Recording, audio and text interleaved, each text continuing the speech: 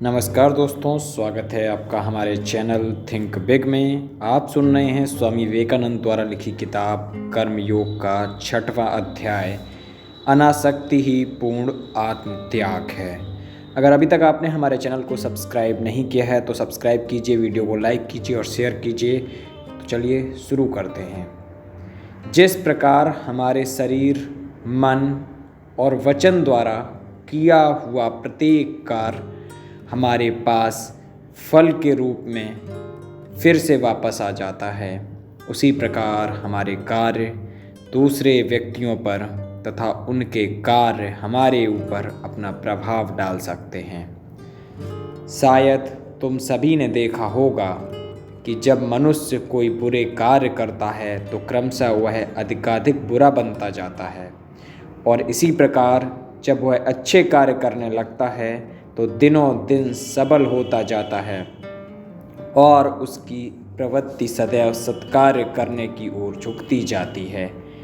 कर्म का प्रभाव इस प्रकार जो इतना जोर पकड़ता जाता है, उसका स्पष्टीकरण केवल एक ही प्रकार से हो सकता है, और वह यह है कि एक मन दूसरे मन के ऊपर क्रिया प्रतिक्रिया द्वारा असर डाल सकता है। इसे स्पष्ट करने के लिए हम पदार्थ विज्ञान से एक दृष्टांत ले सकते हैं। जब मैं कोई कार्य करता हूँ तो कहा जा सकता है कि मेरा मन एक विशिष्ट प्रकार की कंपनावस्था में होता है। उस समय अन्य जितने मन उस प्रकार की अवस्था में होंगे, उनकी प्रवृत्ति यह होगी कि वे मेरे मन से प्रभावित हो जाएं। यदि एक कमरे में भिन्न भिन्न वाद्य यंत्र एक सुर में बांध दिए जाएं, तो आप सब ने देखा होगा कि एक को छेड़ने से अन्य सबों की भी प्रवृत्ति उसी प्रकार का सुर निकालने की होने लगती है। इसी प्रकार जो मन एक सुर में बंधे हैं, उन सब के ऊपर एक विशेष विचार का समान प्रभाव पड़ेगा। हाँ, यह सत्य है कि विचार का मन पर यह प्रभाव दूरी अथवा अन्य कारणों से न्यूनाधिक अवश्य हो जाएगा, परंतु मन पर प्रभाव होने की संभावना सदैव बनी रहेगी। मान लो मैं एक बुरा कार्य कर रहा हूँ, उस समय मेरे मन में एक विशेष प्रकार का कंपन होगा और संसार के अन्य सब मन जो उसी प्रकार की स्थिति में हैं, संभवतः मेरे मन के कंपन से प्रभावित हो जाएंगे। इसी प्रकार जब मैं कोई अच्छा कार्य करता हूँ तो मेरे मन में एक दूसरे प्रकार का कंपन होता है, और उस प्रकार के कंपनशील सारे मनों पर मेरे मन के प्रभाव पड़ने की संभावना रहती है। एक मन का दूसरे मन पर यह प्रभाव कंपन की न्यूनाधिक शक्ति के अनुसार कम या अधिक हुआ करता है। उपयुक्त दृष्टांत को यदि हम कुछ और आगे ले जाएं तो कह सकते हैं कि जिस प्रकार कभी कभी आलोक तरंगों को अपनी गंतव्य वस्तु तक पहुंचने के लिए लाखों वर्ष लग जाते हैं, उसी प्रकार विचार तरंगें भी कभी कभी सैकड़ों वर्ष तक आकाश में भ्रमण करती रहती हैं, जब तक कि अंत में उन्हें कोई ऐसा पदार्थ नहीं मिल जाता जिसके साथ वे एक रूप हो कार्य कर सकें। अतएव यह नितांत संभव है कि हमारा यह वायुमंडल अच्छी और बुरी दोनों प्रकार की विचार तरंगों से व्याप्त है। प्रत्येक मस्तिष्क से निकला हुआ प्रत्येक विचार मानो उसी प्रकार भ्रमण करता रहता है जब तक कि उसे एक योग्य आधार प्राप्त नहीं हो जाता, और जो मन इस प्रकार के विचार ग्रहण करने के लिए अपने को उन्मुक्त किए हुए हैं, वह तुरंत ही उन्हें अपना लेगा। अतएव जब कोई मनुष्य कोई दुष्कर्म करता है तो वह अपने मन को किसी एक विशिष्ट सुर में ले जाता है, और उसी सुर की जितनी भी तरंगें पहले से ही आकाश में अवस्थित हैं, वे सब उसके मन में घुस जाने की चेष्टा करती हैं। यही कारण है कि एक दुष्कर्मी साधारणतः अधिकाधिक दुष्कर्म करता जाता है, उसके कर्म क्रमशः प्रबल होते जाते हैं। यही बात सत्कर्म करने वाले के लिए भी घटती है। वह अपने को वातावरण की समस्त शुभ तरंगों को ग्रहण करने के लिए मानो खोल देता है और इस प्रकार उसके सत्कर्म अधिकाधिक शक्ति संपन्न होते जाते हैं। अतएव हम देखते हैं कि दुष्कर्म करने में हमें दो प्रकार का भय है। पहला तो यह कि हम अपने को चारों ओर की अशुभ तरंगों के लिए खोल देते हैं और दूसरा यह कि हम स्वयं ऐसी अशुभ तरंग का निर्माण कर देते हैं जिसका प्रभाव दूसरों पर पड़ता है, फिर चाहे वह सैकड़ों वर्ष बाद ही क्यों न हो। दुष्कर्म द्वारा हम केवल अपना ही नहीं वरन दूसरों का भी अहित करते हैं और सत्कर्म द्वारा हम अपना तथा दूसरों का भी भला करते हैं। मनुष्य की अन्य आभ्यंतरिक शक्तियों के समान ये शुभ और अशुभ शक्तियाँ भी बाहर से बल संचित करती हैं। कर्मयोग के अनुसार बिना फल उत्पन्न किए कोई भी कर्म नष्ट नहीं हो सकता। प्रकृति की कोई भी शक्ति उसे फल उत्पन्न करने से रोक नहीं सकती। यदि मैं बुरा कर्म करूं तो उसका फल मुझे भोगना ही पड़ेगा। विश्व में ऐसी कोई ताकत नहीं जो इसे रोक सके। इसी प्रकार यदि मैं कोई सत्कार्य करूं तो विश्व में ऐसी कोई शक्ति नहीं जो उसके शुभ फल को रोक सके। कारण से कार्य होता ही है, इसे कोई भी रोक नहीं सकता। अब हमारे सामने कर्मयोग के संबंध में सूक्ष्म एवं गंभीर विषय उपस्थित होता है। हमारे सत और असत कर्म आपस में घनिष्ठ रूप से संबंध हैं।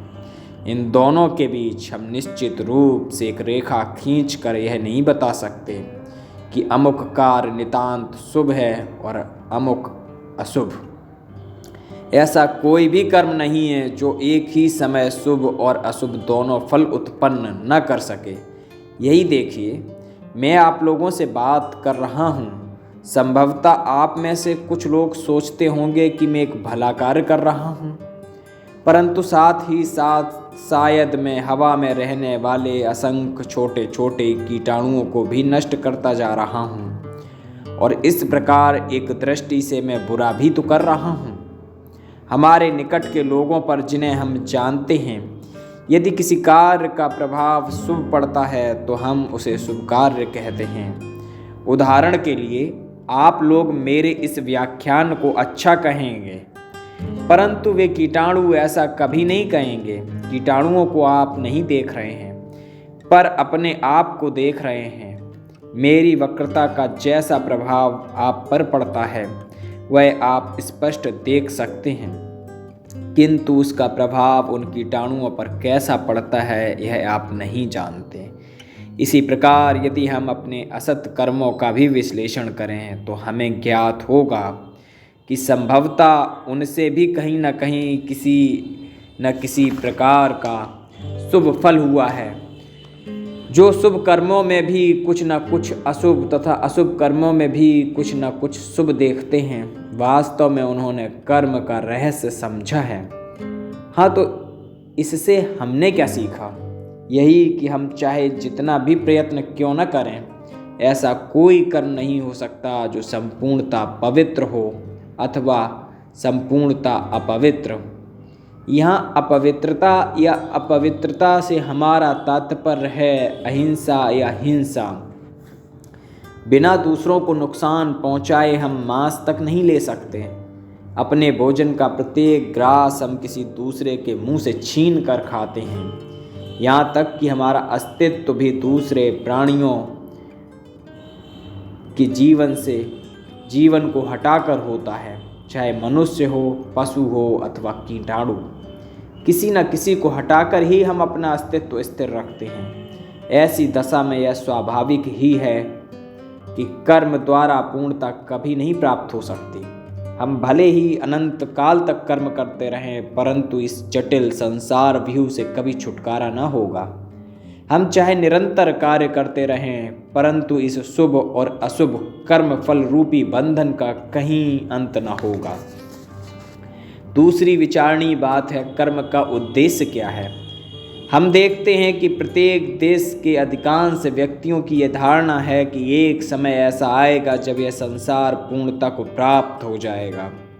तब यहाँ न तो किसी प्रकार का रोग रहेगा, न शोक, न दुष्टता, न मृत्यु। वैसे तो यह एक बड़ा सुंदर विचार है और एक अज्ञानी को कार्य में प्रेरणा देने के लिए बड़ी अच्छी खुराक है। परंतु यदि हम क्षण भर भी ध्यान पूर्वक सोचें तो हमें सहज ही ज्ञात हो जाएगा कि ऐसा कभी नहीं हो सकता। और यह हो भी कैसे सकता है जब हम जानते हैं कि भलाई और बुराई एक ही सिक्के के चित्त और पट हैं। ऐसा भी कहीं हो सकता है कि भलाई हो और उसके साथ बुराई न हो। तब फिर पूर्णता का अर्थ क्या है? सच पूछा जाए तो पूर्ण जीवन शब्द ही स्वविरोधात्मक है। जीवन तो हमारे एवं प्रत्येक बाह्य वस्तु के बीच एक प्रकार का निरंतर द्वंद्वसा है।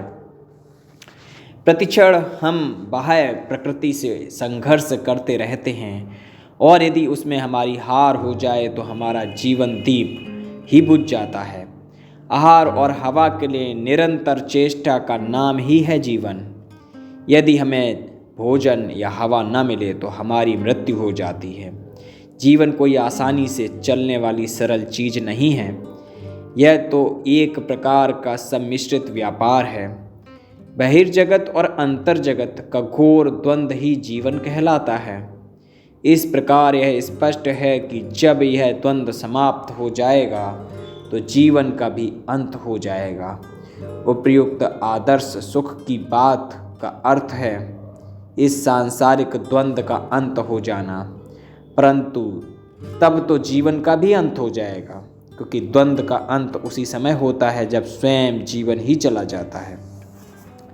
हम ये देख ही चुके हैं कि संसार का उपकार करना अपना ही उपकार करना है। दूसरों के लिए किए गए कार्य का मुख्य फल है अपनी स्वयं की आत्मशुद्धि।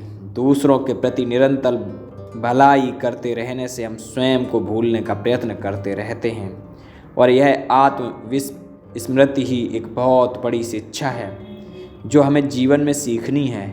मनुष्य मूर्खतावश सोचता है कि वह अपने को सुखी बना सकता है, परंतु वर्षों के घोर संघर्ष के बाद उसकी आंखें खुलती हैं और यह अनुभव करता है कि वास्तविक सुख तो स्वार्थपरता को नष्ट कर देने में है और अपने को सुखी बनाने वाला अन्य कोई नहीं, केवल वह स्वयं ही है। परोपकार का प्रत्येक कार्य, सहानुभूति का प्रत्येक विचार, दूसरों की सहायतार्थ किया गया प्रत्येक कर्म, प्रत्येक भला कार्य हमारे क्षुद्र अहम भाव को प्रतिक्षण घटाता रहता है और हमें यह भावना उत्पन्न करता है कि हम किसी से बड़े नहीं और इसलिए ये सब कार्य श्रेष्ठ हैं। ज्ञानी, भक्त और कर्मी तीनों इस बात पर एकमत हैं। सर्वोच्च आदर्श है चिरकाल के लिए संपूर्ण रूप से आत्मत्याग। इसमें किसी प्रकार का मैं नहीं, केवल तू ही तू है। हमारे जाने या बिना जाने कर्मयोग हमें इसी लक्ष्य की ओर ले जाता है। संभव है एक धर्म प्रचारक निर्गुण की बात सुनकर चौंक उठें। उसका शायद यही दृढ़ मत हो कि ईश्वर सगुण है और वह अपने निजत्व, अपने स्वतंत्र व्यक्तित्व को, इस व्यक्तित्व के बारे में उसकी धारणा चाहे जैसी भी हो, कायम रखने का इच्छुक हो। परंतु यदि उसके नीति विषयक विचार वास्तव में शुद्ध हैं तो उनका आधार सर्वोच्च आत्मत्याग के अतिरिक्त और कुछ हो ही नहीं सकता। यह संपूर्ण आत्मत्याग ही सारी नीति की नींव है। मनुष्य, पशु, देवता सब के लिए यही एक मूल भाव है जो समस्त नैतिक आदर्शों में व्याप्त है। इस संसार में हमें कई प्रकार के मनुष्य मिलेंगे। प्रथम तो वे जो देव प्रकृति पुरुष कहे जा सकते हैं, वे पूर्ण आत्मत्यागी होते हैं, अपने जीवन की भी बाजी लगाकर दूसरों का भला करते हैं। ये सर्वश्रेष्ठ पुरुष हैं। यदि किसी देश में ऐसे 100 मनुष्य भी रहें तो उस देश को फिर किसी बात की चिंता नहीं, परंतु खेद है ऐसे लोग बहुत बहुत कम हैं। दूसरे वे साधु प्रकृति मनुष्य हैं जो दूसरों की भलाई तब तक करते हैं जब तक उनका स्वयं का कोई नुकसान ना हो। और तीसरे वे आसुरी प्रकृति के लोग हैं जो अपनी भलाई के लिए दूसरों का नुकसान तक करने से नहीं हिचकिचाते। एक संस्कृत कवि ने चौथी श्रेणी भी बताई है जिसको हम कोई नाम नहीं दे सकते।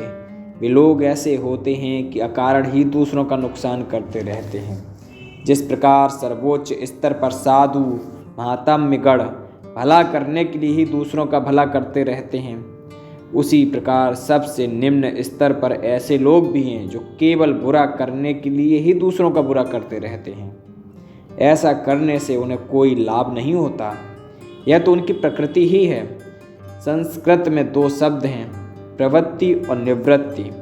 प्रवृत्ति का अर्थ है किसी वस्तु की ओर प्रवर्तन या गमन, और निवृत्ति का अर्थ है किसी वस्तु से निवर्तन या दूर गमन। किसी वस्तु की ओर प्रवर्तन का ही अर्थ है हमारा यह संसार, यह मैं और मेरा। इस मैं को धन संपत्ति, प्रभुत्व, नाम, यश द्वारा सर्वदा बढ़ाने का यत्न करना, जो कुछ मिले उसी को पकड़ रखना, सारे समय सभी वस्तुओं को इस मैं रूपी केंद्र में ही संग्रहित करना, इसी का नाम है प्रवृत्ति। यह प्रवृत्ति ही मनुष्य मात्र का स्वाभाविक भाव है। चहुं ओर से जो कुछ मिले लेना और सबको केंद्र में एकत्रित करते जाना, और वह केंद्र है उसका अपना मधुर अहम। जब यह वृत्ति घटने लगती है, जब निवृत्ति का उदय होता है, तभी नीति और धर्म का आरंभ होता है। प्रवृत्ति और निवृत्ति दोनों ही कर्म स्वरूप हैं। एक असत कर्म है और दूसरा सत। निवृत्ति ही सारी नीति एवं सारे धर्म की नींव है, और इसकी पूर्णता ही संपूर्ण आत्मत्याग है, जिसके प्राप्त हो जाने पर मनुष्य दूसरों के लिए अपना शरीर, मन, यहाँ तक कि अपना सर्वस्व निछावर कर देता है। तभी मनुष्य को कर्म योग में सिद्धि प्राप्त होती है। सत्कार्यों का यही सर्वोच्च फल है। किसी मनुष्य ने चाहे एक भी दर्शन शास्त्र न पढ़ा हो, किसी प्रकार ईश्वर में विश्वास न किया हो और अभी भी न करता हो, चाहे उसने अपने जीवन भर में एक बार भी प्रार्थना न की हो, परंतु केवल सत्कार्यों की शक्ति उसे यदि उस अवस्था में ले जाए जहाँ वह दूसरों के लिए अपना जीवन और सब कुछ उत्सर्ग करने को तैयार रहे, तो हमें समझना चाहिए कि वह उसी लक्ष्य को पहुँच गया है जहाँ एक भक्त अपनी उपासना द्वारा, एक ज्ञानी अपने ज्ञान द्वारा पहुँचता है। अतएव आपने देखा, ज्ञानी, कर्मी और भक्त तीनों एक ही स्थान पर पहुँचते हैं, एक ही स्थान पर आकर मिल जाते हैं, और वह स्थान है आत्मत्याग। विभिन्न दर्शनों और धर्मों में आपस में कितना ही मतभेद क्यों न हो, जो व्यक्ति अपना जीवन दूसरों के लिए अर्पण करने को उद्यत रहता है, उसके समक्ष सभी मनुष्य संभ्रम उठ खड़े होते हैं, उसके सामने भक्ति भाव से माथा नवाते हैं। यहाँ किसी प्रकार के मतामत का प्रश्न नहीं है, यहाँ तक कि वे लोग भी जो धर्म संबंधी समस्त विचारों पर नाक भौं सिकोड़ते हैं, जब इस प्रकार का संपूर्ण आत्मत्याग पूर्ण कोई कार्य देखते हैं, तो उसके प्रति श्रद्धा संपन्न हुए बिना नहीं रह सकते। क्या आपने यह नहीं देखा, एक कट्टर मतांध ईसाई भी जब एडविन अर्नोल्ड के लाइट ऑफ एशिया, एशिया का आलोक नामक ग्रंथ को पढ़ता है, तो वह भी बुद्ध के प्रति किस प्रकार श्रद्धालु हो जाता है। और ये वे बुद्ध थे जिन्होंने किसी ईश्वर का प्रचार नहीं किया, आत्मत्याग के अतिरिक्त जिन्होंने अन्य किसी भी बात पर विचार नहीं किया। इसका कारण केवल यह है कि मतांध व्यक्ति यह नहीं जानता कि उसका स्वयं का जीवन लक्ष्य और उन लोगों का जीवन लक्ष्य जिन्हें वह अपना विरोधी समझता है बिल्कुल एक ही है। एक उपासक अपने हृदय में निरंतर ईश्वरी भाव एवं साधु भाव रखते हुए अंत में उस एक ही स्थान पर पहुंचता है और कहता है, प्रभु जैसे तेरी मर्जी। वह अपने नाम से कुछ बचा नहीं रखता। यही आत्मत्याग है। एक ज्ञानी भी अपने ज्ञान द्वारा देखता है कि उसका यह तथाकथित भासमान अहम केवल एक भ्रम है, और इस तरह वह उसे बिना किसी हिचकिचाहट के त्याग देता है। यह भी आत्मत्याग के अतिरिक्त और कुछ नहीं है। अतएव हम देखते हैं कि कर्म, भक्ति और ज्ञान तीनों यहाँ पर आकर मिल जाते हैं। प्राचीन काल के बड़े बड़े धर्म प्रचारकों ने जब हमें यह सिखाया था कि ईश्वर जगत से भिन्न है, जगत से परे है, तो असल में उसका मर्म यही था, जगत एक चीज़ है और ईश्वर दूसरी, और यह भेद बिल्कुल सत्य है। जगत से उनका तात्पर्य है स्वार्थपरता, निस्वार्थता ही ईश्वर है। एक मनुष्य चाहे रत्न खचित सिंहासन में आसीन हो, सोने के महल में रहता हो, परंतु यदि वह पूर्ण रूप से निस्वार्थ है तो वह ब्रह्म में ही स्थित है। परंतु एक दूसरा मनुष्य चाहे झोपड़ी में ही क्यों न रहता हो, चिथड़े क्यों न पहनता हो, सर्वथा दीनहीन क्यों न हो, पर यदि वह स्वार्थी है तो हम कहेंगे कि वह संसार में घोर रूप से लिप्त है। हाँ, तो हम यह कह रहे थे कि बिना कुछ बुरा किए हम ना तो भला कर सकते हैं और न बिना कुछ भला किए बुरा ही। तो अब प्रश्न यह है कि यह सब जानते हुए हम कर्म करें किस प्रकार। इस समस्या की मीमांसा करने के लिए इस संसार में अनेकानेक संप्रदाय उठ खड़े हुए, जो बड़ी लापरवाही से यह प्रचार कर गए कि धीरे धीरे आत्महत्या कर लेना ही इस संसार से निस्तार पाने का एकमात्र उपाय है, क्योंकि मनुष्य यदि जीवित रहे तो अनेक छोटे छोटे जंतुओं और पौधों का नाश करके अथवा अन्य किसी न किसी का कुछ न कुछ अनिष्ट करके ही तो रह सकता है। इसलिए उनके मतानुसार इस संसार चक्र से छूटने का एकमात्र उपाय है मृत्यु। जैनियों ने अपने सर्वोच्च आदर्श के रूप में इसी का प्रचार किया है। यह शिक्षा ऊपर से तर्क संगत तो अवश्य प्रतीत होती है, परंतु इसकी ठीक ठीक मीमांसा गीता में पाई जाती है, और वह है अनासक्ति। अपने जीवन के समस्त कार्य करते हुए भी किसी में आसक्त न होना। यह जान लो कि संसार में होते हुए भी तुम संसार से नितांत पृथक हो, और जहाँ जो कुछ भी तुम कर रहे हो वह अपने लिए नहीं है। यदि कोई कार्य तुम अपने लिए करोगे तो उसका फल तुम्हें ही भोगना पड़ेगा। यदि वह सत्कार्य है तो तुम्हें उसका अच्छा फल मिलेगा, और यदि बुरा है तो बुरा फल। परंतु जो कोई भी कार्य हो, यदि तुम वह अपने लिए नहीं करते तो उसका प्रभाव तुम पर नहीं पड़ेगा। इस भाव को स्पष्ट करने के लिए हमारे शास्त्रों में बड़े सुंदर ढंग से कहा गया है। यदि किसी में यह बोध रहे कि मैं इसे अपने लिए बिल्कुल नहीं कर रहा हूँ, तो फिर वह चाहे समस्त संसार की ही क्यों न हत्या कर डाले अथवा स्वयं ही की क्यों न हत हो जाए, पर वास्तव में वह न तो हत्या करता है और न हत ही होता है। इसलिए कर्मयोग हमें शिक्षा देता है, संसार को मत छोड़ो, संसार में ही रहो, जितना चाहो सांसारिक भाव ग्रहण करो, परंतु यदि यह सब तुम्हारे ही भोग के लिए हो तो फिर तुम्हारा कर्म करना व्यर्थ है। तुम्हारा लक्ष्य भोग नहीं होना चाहिए। पहले अहम भाव को नष्ट कर डालो और फिर समस्त संसार को आत्मस्वरूप देखो। यही तो प्राचीन ईसाई लोग भी कहा करते थे। वृद्ध मनुष्य को नष्ट कर डालना चाहिए। इस वृद्ध मनुष्य का अर्थ है यह स्वार्थ पर भाव कि यह संसार हमारे ही भोग के लिए बना है। अज्ञ माता पिता अपने बच्चे को यह प्रार्थना करने की शिक्षा देते हैं, हे प्रभु तूने यह सूर्य और चंद्रमा मेरे लिए ही बनाए हैं, मानो उस ईश्वर को सिवाय इसके कि वह इन बच्चों के लिए यह सब पैदा करता रहे और कोई काम नहीं था। अपने बच्चों को ऐसी मूर्खतापूर्ण शिक्षा मत दो। फिर एक दूसरे के भी मूर्ख लोग हैं, एक दूसरे प्रकार के भी मूर्ख लोग हैं जो हमें सिखाते हैं कि ये सब जानवर हमारे मारने खाने के लिए ही बनाए गए हैं और ये सारा संसार मनुष्य के भोग के लिए है। यह सब निरी मूर्खता है। एक शेर भी कह सकता है कि मनुष्य की उत्पत्ति मेरे लिए ही हुई है, और ईश्वर से प्रार्थना कर सकता है, प्रभु मनुष्य कितना दुष्ट है कि वह अपने को मेरे सामने उपस्थित नहीं कर देता जिससे मैं उसे खा जाऊं। देखिए, मनुष्य आपका नियम भंग कर रहा है। यदि संसार की उत्पत्ति हमारे लिए हुई है तो हम भी संसार के लिए ही पैदा किए गए हैं। यह बड़ी कुत्सित धारणा है कि यह संसार हमारे भोग के लिए ही बनाया गया है, और इसी भयानक धारणा से हम बद्ध रहते हैं।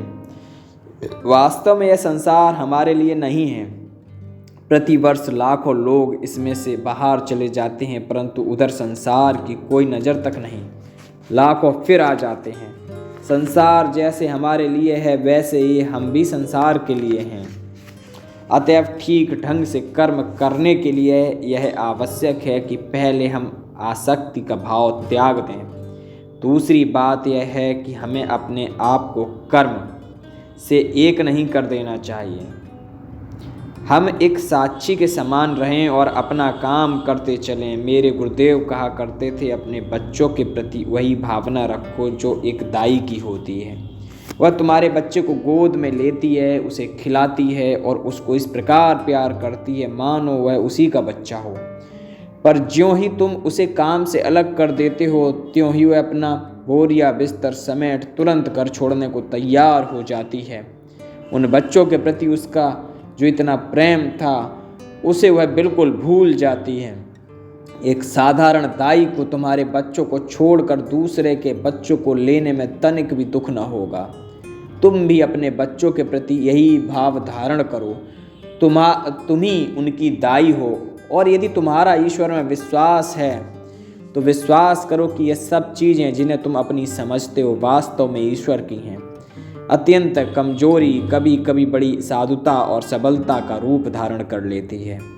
यह सोचना कि मेरे ऊपर कोई निर्भर है तथा मैं किसी का भला कर सकता हूँ, अत्यंत दुर्बलता का चिन्ह है। यह अहंकार ही समस्त आसक्ति की जड़ है, और इस आसक्ति से ही समस्त दुखों की उत्पत्ति होती है। हमें अपने मन को यह भली भांति समझा देना चाहिए कि इस संसार में हमारे ऊपर कोई भी निर्भर नहीं है।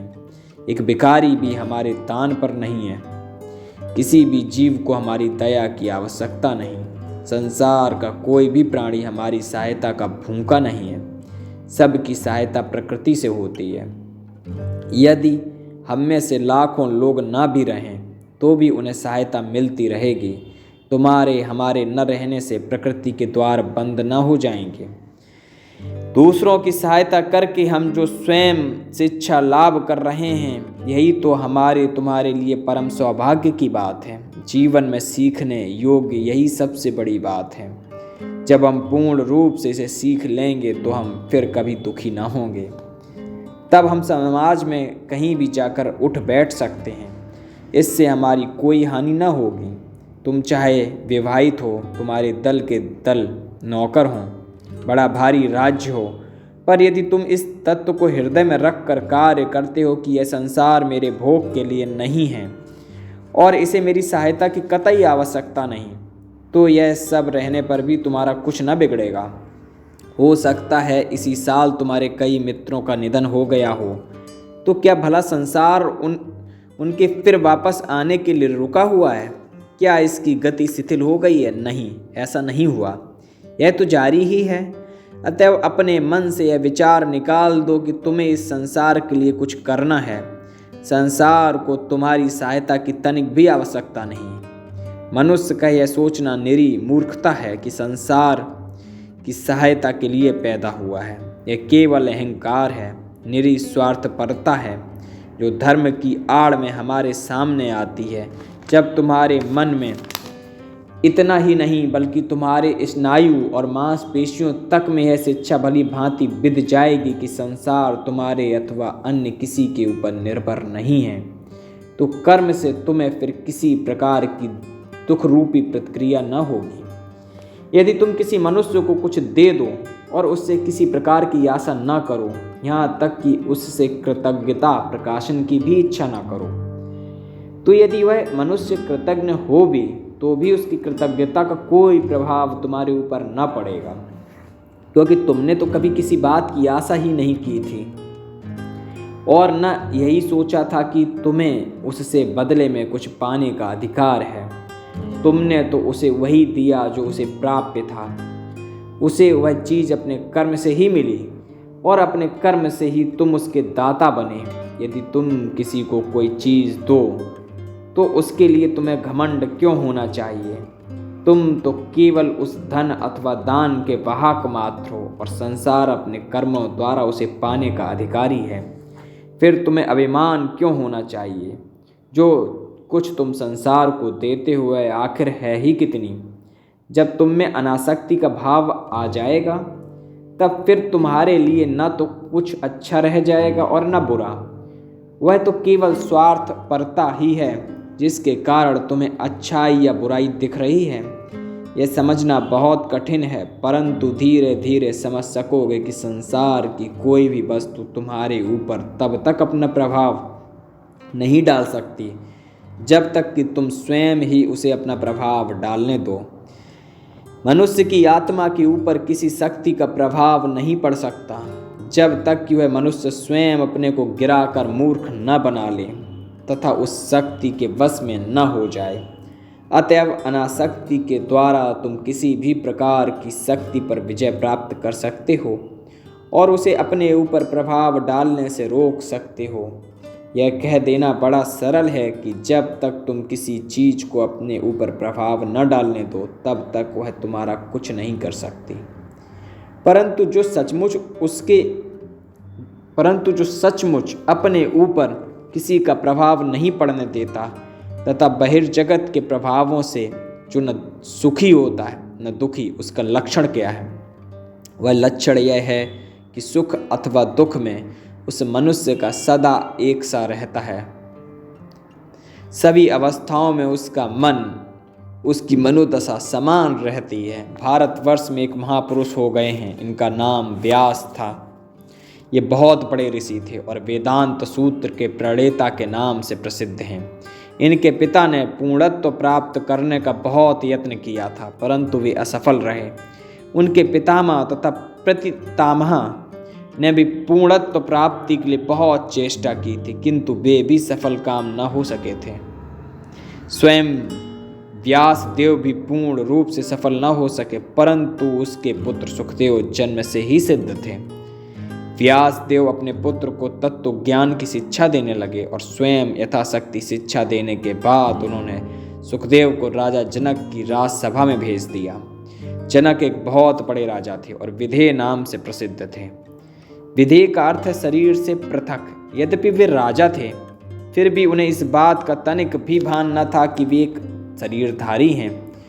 उन्हें तो सदा यही ध्यान रहता था कि वे आत्मा हैं। बालक सुख उनके पास शिक्षा ग्रहण करने के लिए भेजे गए। इधर राजा को यह मालूम हुआ कि व्यास मुनि का पुत्र उनके पास तत्व ज्ञान की शिक्षा प्राप्त करने आ रहा है और इसलिए उन्होंने पहले से ही कुछ प्रबंध कर रखा था। जब बालक राजमहल के द्वार पर आया तो संतरियों ने उसकी ओर कोई विशेष ध्यान नहीं दिया। उन्होंने बस उसे बैठने के लिए एक आसन भर दे दिया। इस आसन पर वह बालक लगातार 3 दिन बैठा रहा। न तो कोई उससे कुछ बोला, न किसी ने यही पूछा कि वह कौन है, क्या चाहता है। बालक सुख इतने बड़े ऋषि के पुत्र थे, उनके पिता का देश भर में सम्मान था और वे स्वयं भी प्रतिष्ठित थे, परंतु फिर भी उन क्षुद्र संतरियों ने उन पर कोई ध्यान न दिया। इसके बाद अचानक राजा के मंत्री तथा बड़े बड़े राज्याधिकारी वहां पर आए और उन्होंने उसका अत्यंत सम्मान के साथ स्वागत किया। वे उन्हें अंदर एक सुशोभित गृह में ले गए, इत्रों से स्नान कराया, सुंदर वस्त्र पहनाए और 8 दिन तक उन्हें सब प्रकार के विलास में रखा, परंतु सुखदेव के प्रशांत चेहरे पर तनिक भी असर न हुआ। बालक सुख आज भी विलासों के बीच वैसे ही थे जैसे कि उस दिन जब वे महल के द्वार पर बैठे हुए थे। इसके बाद उन्हें राजा के सम्मुख लाया गया। राजा सिंहासन पर बैठे थे और वहाँ नाच गान तथा अन्य आमोद प्रमोद हो रहे थे। राजा ने बालक सुख के हाथ में लबालब दूध से भरा हुआ एक प्याला दिया और उनसे कहा, इसे लेकर इस दरबार की 7 बार प्रदक्षिणा कराओ, पर देखो एक भी बूंद दूध न गिरे। बालक सुख ने दूध का प्याला ले लिया और संगीत की ध्वनि एवं अनेक सुंदरियों के बीच प्रदक्षिणा करने को उठे। राज्य की आज्ञा अनुसार वे 7 बार चक्कर लगा आए, परंतु दूध का एक बूंद भी न गिरा। बालक सुख का अपने मन पर ऐसा संयम था कि बिना उनकी इच्छा के संसार की कोई भी वस्तु उन्हें आकर्षित नहीं कर सकती थी। प्रदक्षिणा कर चुकने के बाद जब वे दूध का प्याला लेकर राजा के सम्मुख उपस्थित हुए तो उन्होंने कहा, वत्स, जो कुछ तुम्हारे पिता ने तुम्हें सिखाया है तथा जो कुछ तुमने स्वयं सीखा है उससे अधिक मैं तुम्हें और कुछ नहीं सिखा सकता। तुमने सत्य को जान लिया है, जाओ अपने घर वापस लौट जाओ। अतएव हमने देखा कि जिस मनुष्य ने अपने स्वयं के ऊपर अधिकार प्राप्त कर लिया है उसके ऊपर संसार की कोई भी चीज़ अपना प्रभाव नहीं डाल सकती। उसके लिए किसी प्रकार का बंधन शेष नहीं रह जाता है। उसका मन स्वतंत्र हो जाता है और केवल ऐसा ही पुरुष संसार में रहने योग्य है। बहुधा हम देखते हैं कि लोगों की संसार के संबंध में दो प्रकार की धारणाएं होती हैं। कुछ लोग निराशावादी होते हैं, वे कहते हैं संसार कैसा भयानक है, कैसा दुष्ट है। दूसरे लोग आशावादी होते हैं और कहते हैं आह, संसार कितना सुंदर है, कितना अद्भुत है। जिन लोगों ने अपने मन पर विजय प्राप्त नहीं की है उनके लिए यह संसार या तो बुराइयों से भरा है या अधिक से अधिक अच्छाइयों और बुराइयों का एक मिश्रण है। परंतु यदि हम अपने मन पर विजय प्राप्त कर लें तो यही संसार सुखमय हो जाता है। फिर हमारे ऊपर किसी भी बात के अच्छे या बुरे भाव का असर न होगा। हमें कहीं भी विशृंखलता दिखाई न देगी। हमारे लिए सभी कुछ सामंजस्यपूर्ण हो जाएगा। देखा जाता है जो लोग आरंभ में संसार को नरक कुंड समझते हैं वे ही यदि सात्म संयम की साधना में सफल हो जाते हैं तो इस संसार को ही स्वर्ग समझने लगते हैं। यदि हम सच्चे कर्म योगी हैं और इस अवस्था को प्राप्त करने के लिए अपने को शिक्षित करना चाहते हैं तो हम चाहे जिस अवस्था से आरंभ करें, यह निश्चित है कि हमें अंत में पूर्ण आत्मत्याग का लाभ होगा ही। और ज्यों ही इस कल्पित अहम का नाश हो जाएगा त्यों ही वही संसार जो हमें पहले अमंगल से भरा प्रतीत होता था अब स्वर्ग स्वरूप और परमानंद से पूर्ण प्रतीत होने लगेगा। यहाँ की हवा तक बदलकर मधुमय हो जाएगी और प्रत्येक व्यक्ति भला प्रतीत होने लगेगा। यही है कर्मयोग की चरम गति और यही है उसकी पूर्णता या सिद्धि। हमारे भिन्न भिन्न योग आपस में विरोधी नहीं हैं। प्रत्येक अंत में हमें एक ही स्थान में ले आता है और पूर्णत्व की प्राप्ति करा देता है। पर हाँ, प्रत्येक का दृढ़ अभ्यास आवश्यक है। सारा रहस्य अभ्यास में ही है। पहले श्रवण करो, फिर मनन करो और फिर उसे अमल में ले आओ। यह बात प्रत्येक योग के संबंध में सत्य है। पहले तुम इसके बारे में सुनो, समझो इसका मर्म क्या है। यदि कुछ बातें आरंभ में स्पष्ट न हों तो निरंतर श्रवण एवं मनन से वे स्पष्ट हो जाती हैं। सब बातों को एकदम समझ लेना बड़ा कठिन है, फिर भी उनका स्पष्टीकरण आखिर तुम्ही में तो है। वास्तव में कभी किसी व्यक्ति ने किसी दूसरे को नहीं सिखाया। हम में से प्रत्येक को अपने आप को सिखाना होगा। बाहर के गुरु तो केवल उद्दीपक कारण मात्र हैं जो हमारे अंतःस्थल गुरु को सब विषयों का मर्म समझने के लिए उद्योदित कर देते हैं। तब बहुत सी बातें हमारी स्वयं की विचार शक्ति से स्पष्ट हो जाती हैं और उनका अनुभव हम अपनी ही आत्मा में करने लगते हैं और यह अनुभूति ही हमारी प्रबल इच्छा शक्ति में परिणत हो जाती है। पहले भाव और फिर इच्छा शक्ति। इस इच्छा शक्ति से कर्म करने की वह जबरदस्त शक्ति पैदा होती है जो हमारी प्रत्येक नस, प्रत्येक सिरा और प्रत्येक पेशी में कार्य करती रहती है जब तक कि हमारा समस्त शरीर इस निष्काम कर्मयोग का एक यंत्र ही नहीं बन जाता और इसके फलस्वरूप हमें अपना वांछित पूर्ण आत्मत्याग एवं परम निस्वार्थता प्राप्त हो जाती है।